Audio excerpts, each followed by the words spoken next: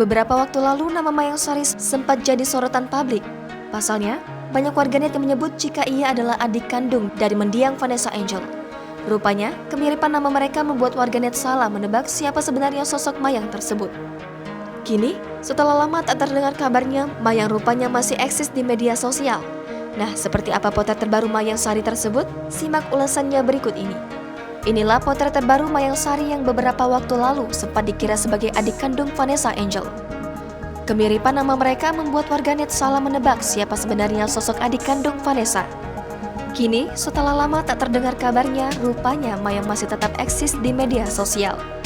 Kabar yang sempat melambungkan namanya itu membuat semakin terkenal di media sosial. Ia bahkan telah memiliki ratusan ribu pengikut di Instagram.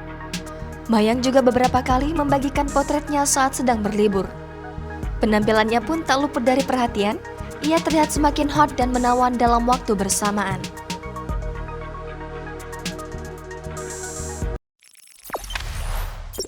Jangan lupa subscribe, share, komen, dan like ya!